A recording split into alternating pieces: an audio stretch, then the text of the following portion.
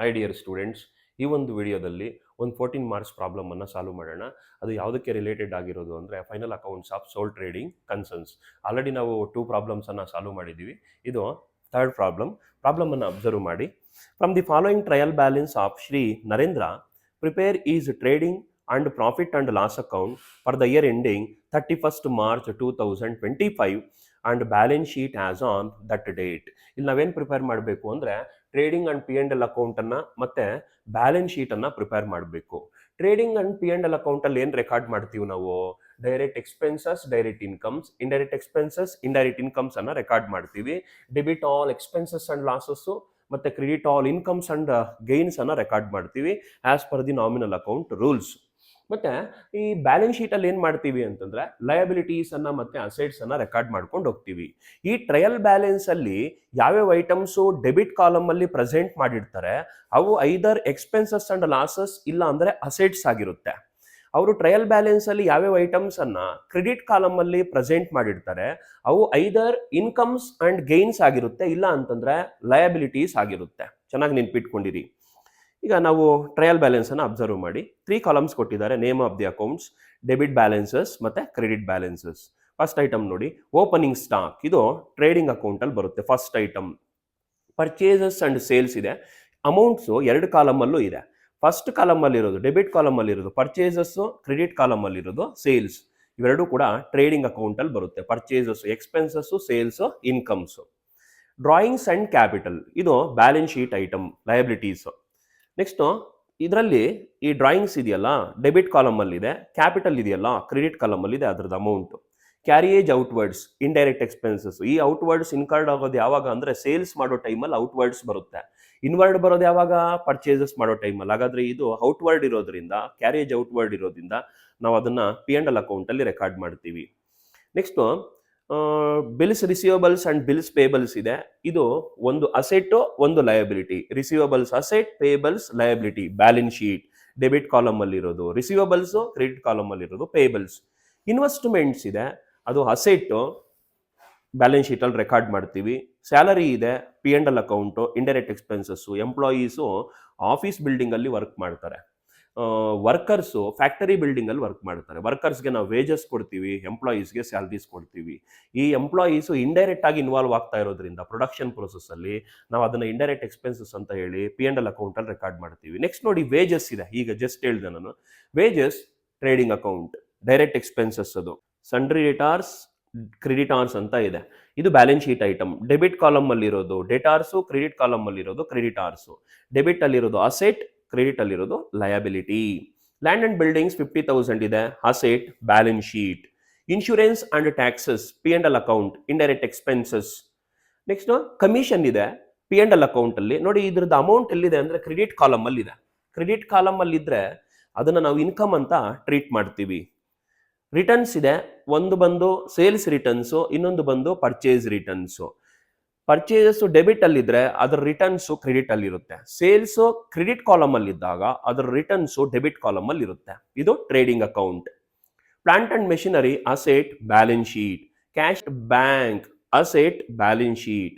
Bank over draft ನೋಡಿ, ಈ bank overdraft ಬಂದು ಲಯಬಿಲಿಟಿ, ಬ್ಯಾಲೆನ್ಸ್ ಶೀಟ್ ಅಲ್ಲಿ ತಗೋಬೇಕು. ನೋಡಿ, ಬೇಕಾದ್ರೆ ಅದ್ರ ಅಮೌಂಟ್ ಯಾವ ಕಾಲಮ್ ಅಲ್ಲಿ ಇದೆ ಅಂತಂದ್ರೆ ಅದ್ರ ಅಮೌಂಟ್ ಕ್ರೆಡಿಟ್ ಕಾಲಮ್ ಅಲ್ಲಿ ಇದೆ. ಕ್ರೆಡಿಟ್ ಕಾಲಮ್ ಅಲ್ಲಿ ಇದ್ರೆ ಅದನ್ನ ನಾವು ಲಯಬಿಲಿಟಿ ಅಂತ ಟ್ರೀಟ್ ಮಾಡ್ತೀವಿ. ಅಡ್ಜಸ್ಟ್ಮೆಂಟ್ಸ್ ನೋಡಿ ಏನ್ ಕೊಟ್ಟಿದ್ದಾನೆ. ಕ್ಲೋಸಿಂಗ್ ಸ್ಟಾಕ್ ವ್ಯಾಲ್ಯೂಡ್ ಅಟ್ ₹52,000 ಒಂದು. ಈ ಕ್ಲೋಸಿಂಗ್ ಸ್ಟಾಕ್ ಅನ್ನ ನಾವು ಟ್ರೇಡಿಂಗ್ ಅಕೌಂಟ್ ಅಲ್ಲಿ ತಗೊಳ್ತೀವಿ, ಮತ್ತೆ ಬ್ಯಾಲೆನ್ಸ್ ಶೀಟು ಅಸೆಟ್ಸ್ ಅಂಡರ್ ಅಲ್ಲಿ ತಗೊಳ್ತೀವಿ. ಅಡ್ಜಸ್ಟ್ಮೆಂಟ್ಸ್ ಟ್ವೈಸ್ ರೆಕಾರ್ಡ್ ಮಾಡ್ಬೇಕು ನಾವು. ಒಂದು ಟ್ರೇಡಿಂಗ್ ಅಂಡ್ P&L ಅಕೌಂಟ್ ಅಲ್ಲಿ, ಇನ್ನೊಂದು ಬ್ಯಾಲೆನ್ಸ್ ಶೀಟ್ ಅಲ್ಲಿ ರೆಕಾರ್ಡ್ ಆಗಿರಬೇಕು. Second one, outstanding expenses. ನೋಡೋಣ ಏನೇನು ಕೊಟ್ಟಿದ್ದಾನೆ ಔಟ್ಸ್ಟ್ಯಾಂಡಿಂಗ್ ಎಕ್ಸ್ಪೆನ್ಸಸ್ಗೆ. Outstanding interest on bank overdraft ₹1,000 ಇದೆ, ಅಂಡ್ ಸ್ಯಾಲರಿ ₹2,000 ಇದೆ. ಈ ಬ್ಯಾಂಕ್ ಓವರ್ ಡ್ರಾಫ್ಟ್ ಇಂಟ್ರೆಸ್ಟ್ ಏನಿದೆ ಅದನ್ನ ನಾವು ಎಕ್ಸ್ಪೆನ್ಸಸ್ ಅಂತ ಟ್ರೀಟ್ ಮಾಡ್ತೀವಿ. ಓವರ್ ಡ್ರಾಫ್ಟ್ ಮಾಡ್ಕೊಂಡಿರ್ತೀವಿ ಬ್ಯಾಂಕಿಂದ, ಅದಕ್ಕೆ ನಾವು ಇಂಟ್ರೆಸ್ಟ್ ಪೇಮೆಂಟ್ ಮಾಡಬೇಕು ಅಂದ್ರೆ ಅದು ನಮಗೆ ಎಕ್ಸ್ಪೆನ್ಸಸ್ ಆಗುತ್ತೆ. ಇಲ್ಲಿ ಬರ್ಕೊಳ್ತೀನಿ ನಾನು, P&L account debit side record ಮಾಡ್ತೀನಿ, outstanding interest on bank overdraft ಅಂತ ರೆಕಾರ್ಡ್ ಮಾಡ್ತೀನಿ. ಮತ್ತೆ ಸ್ಯಾಲರಿ ಇದೆ, ಸ್ಯಾಲರಿಗೆ ಟ್ರಯಲ್ ಬ್ಯಾಲೆನ್ಸ್ ಅಲ್ಲಿ ಐಟಮ್ ಇದೆ. ನೋಡಿ, ಈ ಬ್ಯಾಂಕ್ ಓವರ್ ಡ್ರಾಫ್ಟ್ ಬಂದು ಲಯಬಿಲಿಟಿ. ಆ ಲಯಬಿಲಿಟಿಯನ್ನ ಇಲ್ಲಿ ನಾವು ರೆಕಾರ್ಡ್ ಮಾಡೋದಿಲ್ಲ, ಜಸ್ಟ್ ಅದ್ರ ರಿಲೇಟೆಡ್ ಅಡ್ಜಸ್ಟ್ಮೆಂಟ್ ಮಾತ್ರ ಇಲ್ಲಿ ರೆಕಾರ್ಡ್ ಮಾಡ್ತೀವಿ. ಅದೇ ತರನೇ ಅಸೆಟ್ಸ್ಗೂ ನೆಕ್ಸ್ಟ್ ನೋಡಿ ಏನು ಕೊಟ್ಟಿದ್ದಾನೆ, ಸ್ಯಾಲರಿ ಇದೆ, ಸ್ಯಾಲರಿ ರಿಲೇಟೆಡ್ ಟ್ರಯಲ್ ಬ್ಯಾಲೆನ್ಸ್ ಒಂದು ಐಟಮ್ ಇದೆ, ಸ್ಯಾಲರಿ ತಗೊಳ್ತೀನಿ, ಅದ್ರ ಅಂಡರಲ್ಲಿ ಅದ್ರ ಅಡ್ಜಸ್ಟ್ಮೆಂಟ್ ಔಟ್ಸ್ಟ್ಯಾಂಡಿಂಗ್ ಏನಿದೆ ಅದಕ್ಕೆ ಅಕೌಂಟಿಂಗ್ ಟ್ರೀಟ್ಮೆಂಟ್ ಪ್ಲಸ್ ಔಟ್ಸ್ಟ್ಯಾಂಡಿಂಗ್ಸ್ಗೆ ಆಡ್ ಮಾಡ್ಕೊಳ್ತೀನಿ. ನೆಕ್ಸ್ಟ್ ಥರ್ಡ್ ಒನ್ ಅಬ್ಸರ್ವ್ ಮಾಡಿ, ಕಮಿಷನ್ ಅಕ್ರೂಡ್ ₹1000. ಅಕ್ರೂಡ್ ಕಮಿಷನ್ ಅಂದ್ರೆ ಏನು ಅಂತ ಹೇಳ್ತೀವಿ ಅಂದ್ರೆ, commission earned but not received. Commission earned ಆಗಿದೆ ಡ್ಯೂರಿಂಗ್ ದ ಇಯರ್ ಅಲ್ಲಿ, ಬಟ್ ಅದು ಇನ್ನೂ ರಿಸಿಪ್ಟ್ ಆಗಿಲ್ಲ ಅಂತ. ಇದು ಔಟ್ಸ್ಟ್ಯಾಂಡಿಂಗ್ ಇನ್ಕಮ್. ಕಮಿಷನ್ ಅನ್ನು ನಾವು P&L account credit side record ಮಾಡ್ತೀವಿ, ಯಾಕಂದ್ರೆ ಅದು ಇನ್ಕಮ್. ಬೇಕಾದ್ರೆ ಟ್ರಯಲ್ ಬ್ಯಾಲೆನ್ಸ್ ಅಲ್ಲಿ ಅಬ್ಸರ್ವ್ ಮಾಡಿ ಅದರ ಅಮೌಂಟ್ ಕ್ರೆಡಿಟ್ ಕಾಲಮ್ ಅಲ್ಲಿ ಇದೆ. ಅದರ ರಿಲೇಟೆಡ್ ಏನ್ ಕೊಟ್ಟಿದ್ದಾನೆ ಅಂತಂದ್ರೆ ಅಡ್ಜಸ್ಟ್ಮೆಂಟ್ ಅನ್ನ ಕೊಟ್ಟಿದ್ದಾನೆ, ಅದನ್ನ ನಾವು ಅದ್ರ ಜೊತೆ ಹಾಡ್ ಮಾಡ್ತೀವಿ.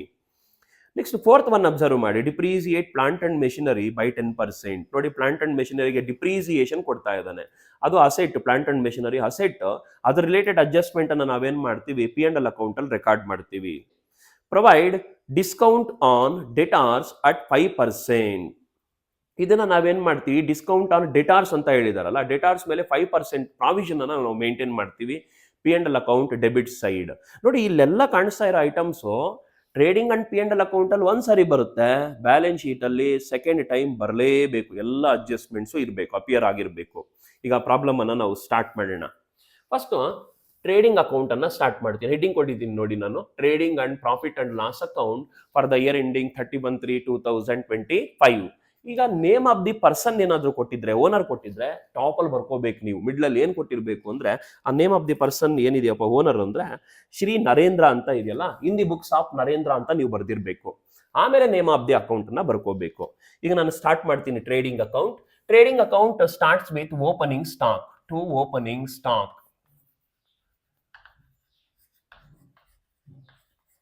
valued at ₹36,000. Next second item ಯಾವ್ದಿದೆ, ಪರ್ಚೇಸಸ್. ಪರ್ಚೇಸಸ್ಗೆ ರಿಟರ್ನ್ಸ್ ಇದೆ ಅಲ್ವಾ, ಅದಕ್ಕೆ ಅದರ ಅಂಡರಲ್ಲಿ ಡಿಡಕ್ಟ್ ಮಾಡ್ತೀನಿ. Less returns 2,04,000 purchases minus returns 4,000. ನೋಡಿ, ಪರ್ಚೇಸಸ್ ಡೆಬಿಟ್ ಕಾಲಮ್ ಅಲ್ಲಿ ಇದ್ರೆ ಅದರ ರಿಟರ್ನ್ಸ್ ಕ್ರೆಡಿಟ್ ಕಾಲಮ್ ಅಲ್ಲಿ ಇರುತ್ತೆ. 2 lakh minus 4,000 2 lakhs. Next item ಯಾವ್ದಿದೆಯಪ್ಪ ಅಂದ್ರೆ ಸೇಲ್ಸ್. ಪರ್ಚೇಸಸ್ ಅಂಡ್ ಸೇಲ್ಸ್ ಇತ್ತಲ್ವಾ, ಪರ್ಚೇಸಸ್ ಡೆಬಿಟ್ ಕಾಲಮ್ ಅಲ್ಲಿ ಇತ್ತು, ಡೆಬಿಟ್ ಸೈಡ್ ರೆಕಾರ್ಡ್ ಮಾಡ್ಕೊಂಡೆ. ಸೇಲ್ಸ್ ಕ್ರೆಡಿಟ್ ಕಾಲಮ್ ಅಲ್ಲಿ ಇದೆ, ಕ್ರೆಡಿಟ್ ಸೈಡ್ ರೆಕಾರ್ಡ್ ಮಾಡ್ತೀನಿ. By sales less returns. Sales value ಎಷ್ಟಿದೆ ಅಂದ್ರೆ 3,26,000 rupees ಇದೆ. ಇದು ಕ್ರೆಡಿಟ್ ಕಾಲಮ್ ಅಲ್ಲಿ ಇದೆ, ಅದಕ್ಕೆ ಕ್ರೆಡಿಟ್ ಸೈಡ್ ರೆಕಾರ್ಡ್ ಮಾಡ್ತಾ ಇದ್ದೀನಿ. ಇದ್ರ ರಿಲೇಟೆಡ್ ರಿಟರ್ನ್ಸ್ ಡೆಬಿಟ್ ಕಾಲಮ್ ಅಲ್ಲಿ ಇರುತ್ತೆ. ಎಷ್ಟಿದೆಯಪ್ಪ ಅಂದ್ರೆ 6,000. 3,26,000 ಮೈನಸ್ 6,000 ಮಾಡಿದ್ರೆ ನಮಗೆ 3,20,000 rupees ಬರುತ್ತೆ. ಇದು ನೆಟ್ ಸೇಲ್ಸ್. ಇಲ್ಲಿ ಬಂದಾಗ ನೆಟ್ ಪರ್ಚೇಸಸ್. ನೆಕ್ಸ್ಟ್ ಯಾವ್ದಿದೆಯಪ್ಪ ಐಟಮ್ ಅಂದ್ರೆ ಡೈರೆಕ್ಟ್ ಎಕ್ಸ್ಪೆನ್ಸಸ್, ವೇಜಸ್ ಇದೆ. ಒಂದೇ ಇರೋದು ಡೈರೆಕ್ಟ್ ಎಕ್ಸ್ಪೆನ್ಸಸ್ ಟು ವೇಜಸ್. ಇದ್ರ ರಿಲೇಟೆಡ್ ಅಡ್ಜಸ್ಟ್ಮೆಂಟ್ ಯಾವುದೂ ಇಲ್ಲ. Amounted to ₹33,000. ಈಗ ನಾವೇನ್ ಮಾಡಬೇಕು ಅಂದ್ರೆ ಕ್ಲೋಸಿಂಗ್ ಸ್ಟಾಕ್ ಅನ್ನ ರೆಕಾರ್ಡ್ ಮಾಡಬೇಕಾಗುತ್ತೆ. ಅಡ್ಜಸ್ಟ್ಮೆಂಟ್ಸ್ ಅನ್ನ ಅಬ್ಸರ್ವ್ ಮಾಡಿ. ಕ್ಲೋಸಿಂಗ್ ಸ್ಟಾಕ್ ಕೊಟ್ಟಿದ್ದಾರೆ, by closing stock. First item opening stock ಇರಬೇಕು, ಲಾಸ್ಟ್ ಐಟಮ್ ಕ್ಲೋಸಿಂಗ್ ಸ್ಟಾಕ್ ಇರಬೇಕು. Closing stock 52,000. ಅಡ್ಜಸ್ಟ್ಮೆಂಟ್ಸ್ ಪ್ರಕಾರ 52,000 ಇದೆ, ಅದಕ್ಕೆ 52,000 ಬರ್ಕೊಂಡಿದ್ದೀನಿ. ಈಗ ನಾವು ಜಸ್ಟ್ ಕ್ಲೋಸ್ ಮಾಡೋದಷ್ಟೇ, ಇನ್ಯಾವ ಐಟಮ್ಸು ಇಲ್ಲ, ಡೈರೆಕ್ಟ್ ಐಟಮ್ಸ್. ಹಾಗಾದ್ರೆ ನಿಮ್ಗೆ ಗೊತ್ತಾಗ್ತಾ ಇದೆ, ಟ್ರೇಡಿಂಗ್ ಅಕೌಂಟ್ ಅಲ್ಲಿ ನಾವು ಜಸ್ಟ್ ರೆಕಾರ್ಡ್ ಮಾಡೋದು direct expenses, direct incomes. Debit side total ಎಷ್ಟು ಬರುತ್ತೆ ನೋಡೋಣ. 36,000 ಪ್ಲಸ್ 2 lakhs, 2,36,000 ಪ್ಲಸ್ 33,000 ಮಾಡಿದ್ರೆ 2,69,000 rupees ಬರ್ತಾ ಇದೆ. ಇದು debit side total. Credit side total ಎಷ್ಟಿದೆಯಪ್ಪ ಅಂದ್ರೆ 3,72,000 rupees ಇದೆ. ಇಲ್ಲಿ 3,72,000. ಯಾವ್ದು ಗ್ರೇಟರ್ ಇದೆ ಅಬ್ಸರ್ವ್ ಮಾಡೋಣ. ಇಲ್ಲಿ 2,69,000, ಇಲ್ಲಿ 3,72,000. ಯಾವ್ದು ಗ್ರೇಟರ್ ಇದೆ? 3,72,000 ಗ್ರೇಟರ್ ಇದೆ. ಕ್ರೆಡಿಟ್ ಸೈಡ್ ಗ್ರೇಟರ್ ಇದೆ ಡೆಬಿಟ್ ಸೈಡ್ ಗಿಂತ. 3,72,000 3,72,000 ಗ್ರೇಟರ್ ಫಿಗರ್ ಅನ್ನ ಟ್ವೈಸ್ ರೆಕಾರ್ಡ್ ಮಾಡ್ಕೊಂಡೆ. ಈಗ ಲೆಸರ್ ಸೈಡ್ ಯಾವುದು? Debit side. ಈಗ ನಾನು ಇಲ್ಲಿ ಬ್ಯಾಲೆನ್ಸಿಂಗ್ ಫಿಗರ್ ಅನ್ನ ಬರೀತೀನಿ. 3,72,000 credit side total minus debit side total 2,69,000 ಎಷ್ಟು ಬರುತ್ತೆ ಬ್ಯಾಲೆನ್ಸಿಂಗ್ ಫಿಗರ್ನು 1,03,000. ಇದನ್ನು ನಾವೇನ್ ಕರಿತೀವಿ ಅಂದ್ರೆ gross profit. Gross profit carry down balancing figure. ಯಾಕೆ ಪ್ರಾಫಿಟ್ ಅಂತ ಕರೆದ್ವಿ ಅಂತಂದ್ರೆ ರೀಸನ್ನು ಕ್ರೆಡಿಟ್ ಸೈಡ್ ಇನ್ಕಮ್ಸ್ ಎಕ್ಸ್ಪೆನ್ಸಸ್ಗಿಂತ ಗ್ರೇಟರ್ ಇದೆ ಅದಕ್ಕೆ. ನೆಕ್ಸ್ಟ್ ಈಗ ನಾವೇನ್ ಮಾಡೋಣ ಪಿ ಅಂಡ್ ಎಲ್ ಅಕೌಂಟ್ ಅನ್ನ ಸ್ಟಾರ್ಟ್ ಮಾಡೋಣ. P and L account starts with gross profit or gross loss carry forwards from the trading account. ಇಲ್ಲಿ ಏನ್ ಬಂದಿದೆ ನಮಗೆ ಪ್ರಾಫಿಟ್ ಅಲ್ವಾ, ಹಾಗಾದ್ರೆ profit starts with credit side by gross profit. Gross profit brought down 1,03,000. 1,03,000 ಬರ್ಕೊಂಡೆ. ಈಗ indirect expenses ಅನ್ನ indirect incomes ಅನ್ನ record ಮಾಡ್ತಾ ಬರಬೇಕು. ಫಸ್ಟ್ ಇಂಡೈರೆಕ್ಟ್ ಎಕ್ಸ್ಪೆನ್ಸಸ್ ಯಾವ್ದಿದೆಯಪ್ಪ ಅಂದ್ರೆ ಕ್ಯಾರಿಯೇಜ್ ಔಟ್ವರ್ಡ್ಸ್ ಇದೆ. ಅದು ಟ್ರಯಲ್ ಬ್ಯಾಲೆನ್ಸ್ ಡೆಬಿಟ್ ಕಾಲಮ್ ಅಲ್ಲಿ ಇದೆ, ಅದಕ್ಕೆ ನಾನು ಡೆಬಿಟ್ ಸೈಡ್ ರೆಕಾರ್ಡ್ ಮಾಡ್ತೀನಿ. To carriage outwards 8,000. Next second item ಯಾವ್ದಿದೆ ಅಂದ್ರೆ ಸ್ಯಾಲರೀಸ್ ಇದೆ. ಇದು ಕೂಡ ಡೆಬಿಟ್ ಕಾಲಮ್ ಅಲ್ಲೇ ಇದೆ ಟ್ರಯಲ್ ಬ್ಯಾಲೆನ್ಸ್. ಹಾಗಾದ್ರೆ ನಿಮ್ಗೆ ಗೊತ್ತಾಗ್ತಾ ಇದೆ ಟ್ರಯಲ್ ಬ್ಯಾಲೆನ್ಸ್ ಅಲ್ಲಿರೋ ಡೆಬಿಟ್ ಕಾಲಮ್ ಅಲ್ಲಿರೋದೆಲ್ಲನೂ ಎಕ್ಸ್ಪೆನ್ಸಸ್ ಅಂಡ್ ಲಾಸಸ್, ಮತ್ತೆ ಕ್ರೆಡಿಟ್ ಕಾಲಮ್ ಅಲ್ಲಿರೋದು ಇನ್ಕಮ್ಸ್ ಅಂಡ್ ಗೈನ್ಸ್. ಅದು trading and P and L ಅಕೌಂಟ್ಗೆ ರಿಲೇಟೆಡ್ ಆಗಿರೋದು. ಇಫ್ ಇನ್ ಕೇಸ್ ಅವ್ರೇನಾದ್ರೂ ಲಯಬಿಲಿಟೀಸು ಅಸೆಟ್ಸ್ ಕೊಟ್ಟಿದ್ದಾರೆ ಅಂದ್ರೆ ಲಯಬಿಲಿಟೀಸು ಕ್ರೆಡಿಟ್ ಕಾಲಮ್ ಅಲ್ಲಿ ಇರುತ್ತೆ, ಅಸೆಟ್ಸ್ ಡೆಬಿಟ್ ಕಾಲಮ್ ಅಲ್ಲಿ ಇರುತ್ತೆ. ಬನ್ನಿ ನೆಕ್ಸ್ಟ್ ಸ್ಯಾಲರೀಸ್. ಟು ಸ್ಯಾಲರಿ, ಇದಕ್ಕೆ ಅಡ್ಜಸ್ಟ್ಮೆಂಟ್ ಕೊಟ್ಟಿದ್ದಾನೆ. Hard outstanding salaries. Salaries paid 38,000. Salary still not paid 2,000. Total ಎಷ್ಟಾಗುತ್ತೆ 40,000. ನೋಡಿ ಟೋಟಲ್ ಸ್ಯಾಲರಿ ಇನ್ಕರ್ಡ್ ಆಗಿರೋದು 40, ಅದರಲ್ಲಿ ಪೇಮೆಂಟ್ ಆಗಿರೋದು 38, ಇನ್ನೂ ಪೇಮೆಂಟ್ ಮಾಡದೇ ಇರೋದು 2,000 rupees ಇದೆ. ಇದು ನಮಗೆ ಲಯಬಿಲಿಟಿ ಆಗುತ್ತೆ. ನೆಕ್ಸ್ಟ್ ಯಾವ್ದಿದೆಯಪ್ಪ ನಮಗೆ ಅಂದ್ರೆ ಇನ್ಶೂರೆನ್ಸ್ ಅಂಡ್ ಟ್ಯಾಕ್ಸಸ್ ಇದೆ. ಇದಕ್ಕೆ ಯಾವುದು ಅಡ್ಜಸ್ಟ್ಮೆಂಟ್ ಇಲ್ಲ. Insurance and taxes valued at rupees 8,000. Next ಈಗ ಇನ್ನೊಂದು ಐಟಮ್ ಯಾವ್ದಪ್ಪ ಅಂದ್ರೆ ಕಮಿಷನ್ ಅಂತ ಇದೆ. ನೋಡಿ ಕಮಿಷನ್ಗೆ ಅಮೌಂಟ್ ಯಾವ ಕಾಲಮ್ ಅಲ್ಲಿ ಇದೆ ಅಂದ್ರೆ ಕ್ರೆಡಿಟ್ ಕಾಲಮ್ ಅಲ್ಲಿ ಇದೆ. ಡೆಬಿಟ್ ಕಾಲಮ್ ಅಲ್ಲಿ ಇದ್ರೆ ಡೆಬಿಟ್ ಸೈಡ್ ರೆಕಾರ್ಡ್ ಮಾಡ್ಕೊಂಡದ್ನಲ್ಲ, ಈಗ ಕಮಿಷನ್ಗೆ ಡೆಬಿಟ್ ಕಾಲಮ್ ಅಲ್ಲಿ ಇಲ್ಲ, ಕ್ರೆಡಿಟ್ ಕಾಲಮ್ ಅಲ್ಲಿ ಇದೆ. ಹಾಗಾದ್ರೆ ಅದು ಇನ್ಕಮ್ಸ್ ಅಂತ ನಾವು ಟ್ರೀಟ್ ಮಾಡಬೇಕು ಬೈ ಕಮಿಷನ್. ಇದಕ್ಕೂ ಅಡ್ಜಸ್ಟ್ಮೆಂಟ್ ಇದೆ. Commission received during the year 7,000. Still not received. Outstanding commission ಎಷ್ಟಿದೆಯಪ್ಪ ಅಂದ್ರೆ ಅಕ್ರೂಡ್ ಕಮಿಷನ್ ಎಷ್ಟಿದೆ ಅಂದ್ರೆ 1,000. ಟೋಟಲ್ 8,000. ನೋಡಿ ಅದೇ ಏನಾದ್ರು prepaids incomes received in advance ಕೊಟ್ಟಿದ್ರೆ ಡಿಡಕ್ಷನ್ಸ್ ಮಾಡ್ತಾ ಇದ್ದೆ ನಾನು. ನೆಕ್ಸ್ಟ್ ಬನ್ನಿ ಅಡ್ಜಸ್ಟ್ಮೆಂಟ್ಸ್ ಬರ್ಬೇಕು. ಈಗ ಟ್ರಯಲ್ ಬ್ಯಾಲೆನ್ಸ್ ಎಲ್ಲ ಕಂಪ್ಲೀಟ್ ಆಯಿತು. ಟ್ರಯಲ್ ಬ್ಯಾಲೆನ್ಸ್ ಅಲ್ಲಿ ಯಾವುದು ಇಂಡೈರೆಕ್ಟ್ ಎಕ್ಸ್ಪೆನ್ಸಸ್ ಇಂಡೈರೆಕ್ಟ್ ಇನ್ಕಮ್ಸ್ ಇಲ್ಲ. ಅಡ್ಜಸ್ಟ್ಮೆಂಟ್ಸ್ ಅಲ್ಲಿ ನೋಡಿ ಕ್ಲೋಸಿಂಗ್ ಸ್ಟಾಕ್ ನಾನು ರೆಕಾರ್ಡ್ ಮಾಡಿದ್ದೀನಿ. ಫಸ್ಟ್ ಅಡ್ಜಸ್ಟ್ಮೆಂಟ್ ನಾನು ರೆಕಾರ್ಡ್ ಮಾಡಿದ್ದೀನಿ closing stock. Next interest on bank overdraft ಅಂತ ಇದೆ. ಈಗ ನಾನು ರೆಕಾರ್ಡ್ ಮಾಡ್ತೀನಿ interest on bank overdraft expenses to the business. To interest on bank overdraft 1,000 ಅವರೇ ಕೊಟ್ಟಿದ್ದಾರೆ ಅಮೌಂಟ್, ಡೈರೆಕ್ಟ್ ಆಗಿ ಕ್ಯಾಲ್ಕುಲೇಷನ್ಸ್ ಮಾಡೋ ನೀಡಿಲ್ಲ.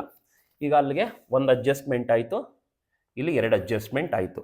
ಸೆಕೆಂಡ್ ಅಡ್ಜಸ್ಟ್ಮೆಂಟ್ ಅಲ್ಲಿ ಔಟ್ಸ್ಟ್ಯಾಂಡಿಂಗ್ ಸ್ಯಾಲರಿ ಇದೆ, ರೆಕಾರ್ಡ್ ಮಾಡಿದ್ದೀನಿ ಅದನ್ನ ನಾನು. ಇಲ್ಲಿ ರೆಕಾರ್ಡ್ ಆಗಿದೆ ನೋಡಿ, ಇದು ಕೂಡ 2ನೇ. ಇದು ಎ, ಇದು ಬಿ. ಆಯ್ತಾ, ಸ್ಯಾಲರಿ ಆಯಿತು. ನೆಕ್ಸ್ಟ್ ಕಮಿಷನ್ ಅಕ್ರೂಡ್ ಈಗ ರೆಕಾರ್ಡ್ ಮಾಡಿದ್ದೀನಿ ನೋಡಿ, ಇದು ಥರ್ಡ್ ಅಡ್ಜಸ್ಟ್ಮೆಂಟ್. ನೆಕ್ಸ್ಟ್ ಬಂದು ಏನಿದೆ ಅಂದ್ರೆ depreciate plant and machinery by 10% ಅಂತ ಇದೆ. ಸ್ಟಿಲ್ ಇನ್ನೂ ರೆಕಾರ್ಡ್ ಮಾಡಿಲ್ಲ ನಾನು. Depreciation expenses, depreciation on plant and machinery. Book value of machinery ಎಷ್ಟಿದೆಯಪ್ಪ ಅಂತಂದ್ರೆ 60,000 ಇದೆ. Into rate of depreciation 10%. 60,000 into 10% 6,000. Fourth adjustment ಆಯಿತು. ಈಗ fifth adjustment discount on ಡೆಟಾರ್ಸ್.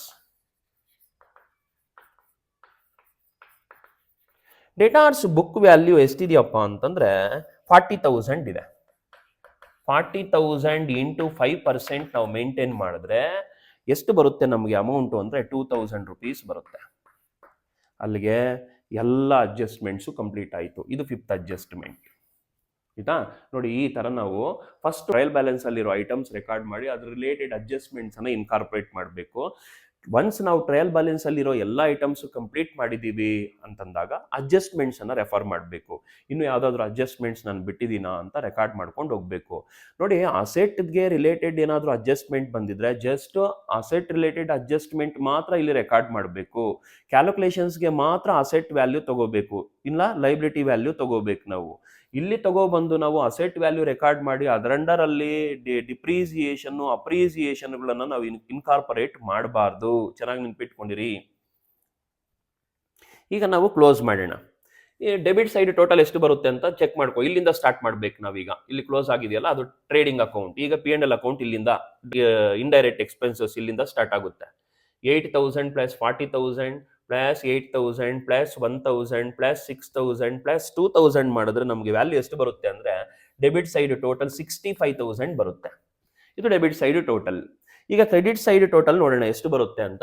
1,03,000 plus 8,000 ಎಷ್ಟು ಬರ್ತಾ ಇದೆ ಅಂದ್ರೆ 1,11,000 rupees ಬರ್ತಾ ಇದೆ. ಹಾಗಾದ್ರೆ ನಮ್ಗೆ ಗೊತ್ತಾಗ್ತಾ ಇದೆ ಕ್ರೆಡಿಟ್ ಸೈಡೇ ಗ್ರೇಟರ್ ಇದೆ. ಇಲ್ಲಿ ಜಸ್ಟ್ 65 ಇದೆ, ಇಲ್ಲಿ 1,11,000 rupees ಇದೆ. ಹಾಗಾದ್ರೆ ಕ್ರೆಡಿಟ್ ಸೈಡ್ ಗ್ರೇಟರ್. 1,11,000 1,11,000 1,11,000 1,11,000 ಮೈನಸ್ 65,000 ಮಾಡಿದ್ರೆ ನಮಗೆ ಬ್ಯಾಲೆನ್ಸಿಂಗ್ ಫಿಗರ್ ಎಷ್ಟು ಬರುತ್ತೆ ಅಂದ್ರೆ 46,000 rupees ಬರುತ್ತೆ. ಈ 46,000ಗೆ ನಾವೇನಂತ ಕರಿತೀವಿ ಅಂದ್ರೆ ನೆಟ್ ಪ್ರಾಫಿಟ್. ಯಾಕೆ ಅಂದ್ರೆ ಇಲ್ಲೂ ಕೂಡ ಯಾವ ಸೈಡ್ ಗ್ರೇಟರ್ ಇದೆಯಪ್ಪ ಅಂದ್ರೆ ಕ್ರೆಡಿಟ್ ಸೈಡ್ ಗ್ರೇಟರ್ ಇದೆ. Net profit carry down balancing figure. Trading account ಅಲ್ಲೂ ಪ್ರಾಫಿಟ್ ಬಂದಿದೆ, P&L ಅಕೌಂಟ್ ಅಲ್ಲೂ ಪ್ರಾಫಿಟ್ ಬಂದಿದೆ. ಈಗ ನೆಕ್ಸ್ಟ್ ನಾವು ನೋಡಿ ಇದನ್ನ ಹೆರೇಸ್ ಮಾಡಿಬಿಡಿ. ನೆಕ್ಸ್ಟ್ ಈಗ ನಾವು ಬ್ಯಾಲೆನ್ಸ್ ಶೀಟ್ ಅನ್ನ ಪ್ರಿಪೇರ್ ಮಾಡೋಣ. ಬ್ಯಾಲೆನ್ಸ್ ಶೀಟ್ ಅನ್ನ ನೋಡಿ ಹೆಡ್ಡಿಂಗ್ ಕೊಟ್ಟಿದ್ದೀನಿ ನಾನು, ಬ್ಯಾಲೆನ್ಸ್ ಶೀಟ್ ಆಸ್ ಆನ್ 31/3/2025. ಈಗ ನಾವು ಬ್ಯಾಲೆನ್ಸ್ ಶೀಟ್ ಅಲ್ಲಿ ಏನೇನಿದೆ, ಲಯಬಿಲಿಟೀಸ್ ಇದೆ ಮತ್ತೆ ಅಸೆಟ್ಸ್. ಲಯಬಿಲಿಟೀಸ್ ಅನ್ನ ರೆಕಾರ್ಡ್ ಮಾಡೋಣ, ಅದರ ರಿಲೇಟೆಡ್ ಅಡ್ಜಸ್ಟ್ಮೆಂಟ್ಸ್ ಅನ್ನ ಇನ್ಕಾರ್ಪೊರೇಟ್ ಮಾಡೋಣ. ಇಲ್ಲಿ ಅಸೆಟ್ಸ್ ಅನ್ನ ರೆಕಾರ್ಡ್ ಮಾಡೋದು, ಆ ಅಸೆಟ್ಸ್ ರಿಲೇಟೆಡ್ ಅಡ್ಜಸ್ಟ್ಮೆಂಟ್ಸ್ ಅನ್ನ ಇನ್ಕಾರ್ಪೊರೇಟ್ ಮಾಡ್ತಾ ಹೋಗ್ತಾ ಇರೋದು ಅದರ ಅಂಡರ್ ಅಲ್ಲಿ. ಬನ್ನಿ, ಫಸ್ಟ್ ಐಟಮ್ ಏನ್ ಕಾಣಿಸ್ತಾ ಇದೆ ನಮ್ಗೆ ಅಂದ್ರೆ ಡ್ರಾಯಿಂಗ್ಸ್ ಅಂಡ್ ಕ್ಯಾಪಿಟಲ್ ಅಂತ ಕಾಣಿಸ್ತಾ ಇದೆ. ಈಗ ನಾವು ಫಸ್ಟ್ ಬರ್ಕೊಳ್ಳೋದು owner's equity capital. Drawings capital related adjustment ಅಪ್ಪ. Capital valued at rupees 1,25,000. 1,25,000. First positive figures ಅನ್ನ ತಗೋಬಿಡೋಣ. Plus net profit. Net profit ನೋಡಿ, P&L ಅಕೌಂಟ್ ಅಲ್ಲಿ ನೆಟ್ ಪ್ರಾಫಿಟ್ ಎಷ್ಟು ಬಂದಿದೆಯಪ್ಪ ಅಂತಂದ್ರೆ ಇಲ್ಲಿ ಕಾಣಿಸ್ತಾ ಇದೆ ನೋಡಿ ನಮಗೆ 46,000 ಪ್ಲಸ್ 46,000. 46,000 ಆಡ್ ಮಾಡಿದ್ರೆ 1,71,000 rupees ಬರುತ್ತೆ ನಮಗೆ. ನೀವು ಕ್ಯಾಲ್ಕುಲೇಟರ್ ಯೂಸ್ ಮಾಡಬೇಕು. ಇದ್ರ ಅಂಡರ್ ಅಲ್ಲಿ ನಾನು ಏನ್ ಮಾಡ್ತೀನಿ, ಡ್ರಾಯಿಂಗ್ಸ್ ಅನ್ನ ಡಿಡಕ್ಟ್ ಮಾಡ್ತೀನಿ. ಡ್ರಾಯಿಂಗ್ಸ್ ಡೆಬಿಟ್ ಕಾಲಮ್ ಅಲ್ಲಿ ಇದೆಯಲ್ಲ, ಅದಕ್ಕೆ ಅದನ್ನ ಡಿಡಕ್ಷನ್ಸ್ ಮಾಡ್ತಾ ಇದ್ದೀನಿ. ಈಗ ಕ್ಯಾಪಿಟಲ್ ಇನ್ಕ್ರೀಸ್ ಆಗ್ತಾ ಇದೆ, ಕ್ರೆಡಿಟ್ ಬ್ಯಾಲೆನ್ಸ್ ಅನ್ನ ತೋರಿಸುತ್ತೆ. ಅದೇ ಕ್ಯಾಪಿಟಲ್ ಡಿಕ್ರೀಸ್ ಆಗ್ತಾ ಇದ್ರೆ ಡೆಬಿಟ್ ಬ್ಯಾಲೆನ್ಸ್ ಅಲ್ಲಿ ಇರುತ್ತೆ. ಕ್ಯಾಪಿಟಲ್ ಡಿಕ್ರೀಸ್ ಆಗೋದಕ್ಕೆ ರೀಸನ್ಸ್ ಏನೇನು ಗೊತ್ತಾ, ನೆಟ್ ಲಾಸು ಮತ್ತೆ ಡ್ರಾಯಿಂಗ್ಸು, ಇಂಟ್ರೆಸ್ಟ್ ಆನ್ ಡ್ರಾಯಿಂಗ್ಸು, ಇವೇ ರೀಸನ್ಸ್. ಡ್ರಾಯಿಂಗ್ಸ್ 24,000 ಇದು ಡಿಡಕ್ಷನ್ಸ್ ಆಗಬೇಕು. ಇದು ಡಿಡಕ್ಟ್ ಆದ್ರೆ 1,47,000 rupees ಬರುತ್ತೆ. ಓಕೆನಾ. ನೆಕ್ಸ್ಟ್ ಯಾವ ಐಟಮ್ ಇದೆಯಪ್ಪ ಅಂದ್ರೆ ಬಿಲ್ಸ್ ರಿಸೀವಬಲ್ಸ್, ಬಿಲ್ಸ್ ಪೇಬಲ್ಸ್ ಅಂತ ಇದೆ. Bills receivables asset, bills payables liabilities. ಇಲ್ಲಿ ಬರ್ಕೊಳ್ತೀನಿ. ಬಿಲ್ಸ್ ರಿಸೀವಬಲ್ಸ್ 18,000, ಅಡ್ಜಸ್ಟ್ಮೆಂಟ್ ಏನು ಇಲ್ಲ.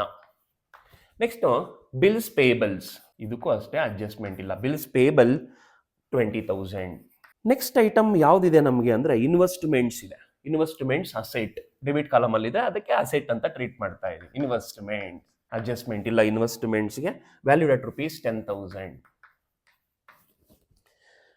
ನೆಕ್ಸ್ಟ್ ಐಟಮ್ ಯಾವ್ದಿದೆ ನಮಗೆ ಅಂದ್ರೆ ಸಂಡ್ರಿ ಡೆಟಾರ್ಸ್, ಸಂಡ್ರಿ ಕ್ರೆಡಿಟಾರ್ಸ್ ಅಂತ ಇದೆ. Debtors asset, creditors liability. Debtors debit column ಅಲ್ಲಿ ಇದೆ, ಅದಕ್ಕೆ ಅಸೆಟ್ ಅಂತ ಹೇಳ್ತಾ ಇದ್ದೀವಿ. ಕ್ರೆಡಿಟಾರ್ಸ್ ಕ್ರೆಡಿಟ್ ಕಾಲಮ್ ಅಲ್ಲಿ ಇದೆ. ಯಾವಾಗಲೂ ಅಷ್ಟೇ ಲಯಬಿಲಿಟೀಸ್ ಕ್ರೆಡಿಟ್ ಬ್ಯಾಲೆನ್ಸಸ್ ಅನ್ನ ರೆಪ್ರೆಸೆಂಟ್ ಮಾಡುತ್ತೆ, ಅಸೆಟ್ಸ್ ಡೆಬಿಟ್ ಬ್ಯಾಲೆನ್ಸಸ್ ಅನ್ನ ರೆಪ್ರೆಸೆಂಟ್ ಮಾಡುತ್ತೆ. ಈಗ ನಾನು ಸಂಡ್ರಿ ಡೆಟಾರ್ಸ್, ಸಂಡ್ರಿ ಕ್ರೆಡಿಟಾರ್ಸ್ ಅನ್ನ ರೆಕಾರ್ಡ್ ಮಾಡ್ತೀನಿ. ಸಂಡ್ರಿ ಡೆಟಾರ್ಸ್, ಇದಕ್ಕೆ ಅಡ್ಜಸ್ಟ್ಮೆಂಟ್ ಇದೆ, ಲೆಸ್ ಡಿಸ್ಕೌಂಟ್.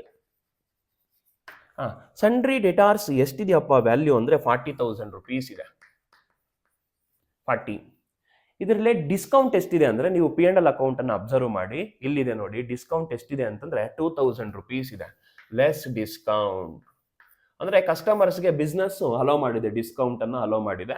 ಅದಕ್ಕೆ 40,000 ಅಲ್ಲಿ 2,000 ಡಿಡಕ್ಟ್ ಮಾಡಿದ್ರೆ ಇನ್ನು ರಿಮೈನಿಂಗ್ ಬ್ಯಾಲೆನ್ಸ್ 38,000 rupees ಇರುತ್ತೆ. ಈಗ ಸಂಡ್ರಿ ಕ್ರೆಡಿಟಾರ್ಸ್ ಅನ್ನ ರೆಕಾರ್ಡ್ ಮಾಡ್ತೀನಿ.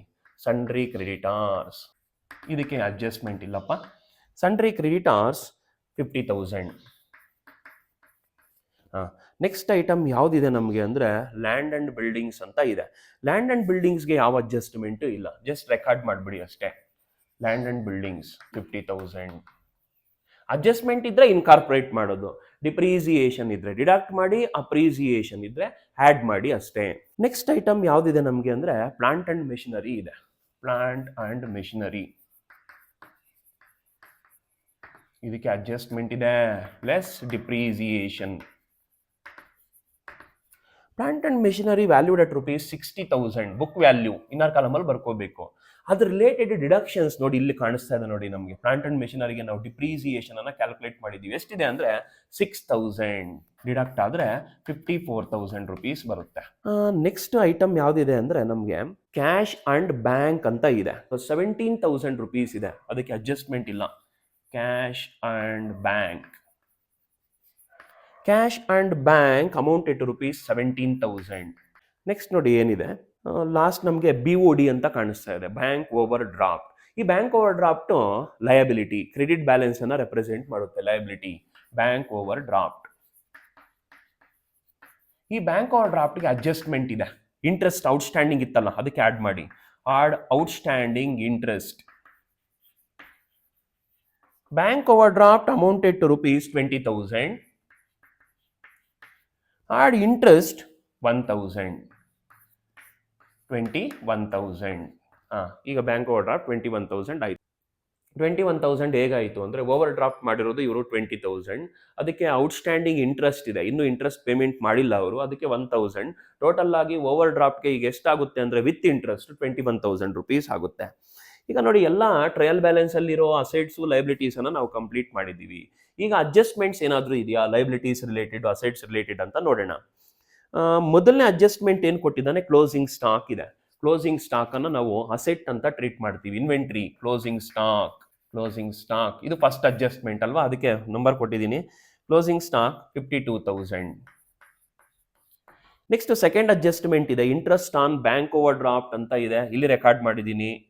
ಮತ್ತೆ ಅದೇ ಅಡ್ಜಸ್ಟ್ಮೆಂಟ್ ಅಲ್ಲಿ ಔಟ್ಸ್ಟ್ಯಾಂಡಿಂಗ್ ಸ್ಯಾಲರಿ ಅಂತ ಇದೆ. ಔಟ್ಸ್ಟ್ಯಾಂಡಿಂಗ್ ಸ್ಯಾಲರಿ ಕೂಡ ನಮಗೆ ಲಯಬಿಲಿಟಿ ಆಗುತ್ತೆ. ಔಟ್ಸ್ಟ್ಯಾಂಡಿಂಗ್ ಸ್ಯಾಲರಿ, ಹಾಗಾದ್ರೆ ಇವೆರಡೂ ಸೇರಿ ಸೆಕೆಂಡ್ ಅಡ್ಜಸ್ಟ್ಮೆಂಟ್ ಆಯಿತು. ಔಟ್ಸ್ಟ್ಯಾಂಡಿಂಗ್ ಸ್ಯಾಲರಿ ಎಷ್ಟಿದೆಯಪ್ಪ ಅಂದರೆ ₹2,000 ಇದೆ. ನೆಕ್ಸ್ಟ್ ಥರ್ಡ್ ಅಡ್ಜಸ್ಟ್ಮೆಂಟ್ ನೋಡಿ, ಕಮಿಷನ್ ಅಕ್ರೂಡ್ ಅಂತ ಇದೆ. ಕಮಿಷನ್ ಅಕ್ರೂಡ್ ಅಂದರೆ commission earned but not received ಅಂತ ಹೇಳ್ತೀವಿ. ಈ ವರ್ಷ ನಾವು ಕಮಿಷನ್ ಅನ್ನು ರಿಸಿಪ್ಟ್ ಮಾಡ್ಕೊಳಕ್ ಆಗಲಿಲ್ಲ ಅಂದಾಗ ಇಯರ್ ಅಲ್ಲಿ ನಾವು ರಿಸಿಪ್ಟ್ ಮಾಡ್ಕೊಳ್ತೀವಿ ಅಂದರೆ ಅಸೆಟ್, ನಾವು ಪೇಮೆಂಟ್ ಮಾಡಬೇಕು ಲಯಬಿಲಿಟಿ. ಹಾಗಾದ್ರೆ ಇದು ರಿಸಿಪ್ಟ್, ಫ್ಯೂಚರ್ ರಿಸಿಪ್ಟ್, ಇದು asset. Accrued commission, commission accrued amounted to ₹1,000. Adjustment 3. Next depreciate plant and machinery ಇದೆ, ಇನ್ಕಾರ್ಪೊರೇಟ್ ಮಾಡಿದ್ದೀನಿ ನಾನು, ಇಲ್ಲಿದೆ ನೋಡು, fourth adjustment. Next provide discount on debtors 5% ಇದೆ, ಅದನ್ನು ಕೂಡ ನಾನು ಇನ್ಕಾರ್ಪೊರೇಟ್ ಮಾಡಿದ್ದೀನಿ. ಫಿಫ್ತ್ ಅಡ್ಜಸ್ಟ್ಮೆಂಟ್ ಇಲ್ಲಿದೆ. ಹಾಗಾದ್ರೆ ಎಲ್ಲ ಅಡ್ಜಸ್ಟ್ಮೆಂಟ್ಸ್ ಅನ್ನು ನಾನು ಬ್ಯಾಲೆನ್ಸ್ ಶೀಟ್ ಅಲ್ಲಿ ಇನ್ಕಾರ್ಪೊರೇಟ್ ಮಾಡಿದ್ದೀನಿ. ಈಗ ನಾವು ಫೈನಲ್ ಆಗಿ ಏನು ಮಾಡ್ತೀವಿ, ಟೋಟಲ್ ಮಾಡ್ತೀವಿ ಅಷ್ಟೇ. ಈಗ ಟೋಟಲ್ ಮಾಡೋಣ. 1,47,000 ಪ್ಲಸ್ 20,000 ಪ್ಲಸ್ 50,000 ಪ್ಲಸ್ 21,000 ಪ್ಲಸ್ 2,000 ಮಾಡಿದ್ರೆ ನಮಗೆ ₹2,40,000 ಬರ್ತಾ ಇದೆ ಲಯಬಿಲಿಟೀಸ್ ಸೈಡ್ ಟೋಟಲ್. ಸೇಮ್ ಅದೇ ಥರನೇ ಅಸೆಟ್ ಸೈಡ್ ಕೂಡ ₹2,40,000 ಇರಬೇಕು. 18,000 plus 10,000 plus 38,000 plus 50,000 plus 54,000 plus 17,000 plus 52,000 plus 1,000 ಮಾಡಿದ್ರೆ ಇಲ್ಲೂ ಕೂಡ ಸೇಮ್ ಬ್ಯಾಲೆನ್ಸ್ ಬರ್ತಾ ಇದೆ ನಮಗೆ ₹2,40,000. ಇಷ್ಟೇ ಬ್ಯಾಲೆನ್ಸ್ ಶೀಟ್. ಇಲ್ಲೂ ಅಷ್ಟೇ ನೋಡಿ, ನಾನು ಎಲ್ಲ ಅಡ್ಜಸ್ಟ್ಮೆಂಟ್ಸ್ ಅನ್ನು ಇನ್ಕಾರ್ಪೊರೇಟ್ ಮಾಡಿದ್ದೀನಿ. 5 ಅಡ್ಜಸ್ಟ್ಮೆಂಟ್ಸ್ ಅನ್ನ, ಇಲ್ಲೂ ಅದೇ ಥರನೇ 5 ಅಡ್ಜಸ್ಟ್ಮೆಂಟ್ಸ್ ಅನ್ನ ನಾನು ಇನ್ಕಾರ್ಪೊರೇಟ್ ಮಾಡಿದ್ದೀನಿ.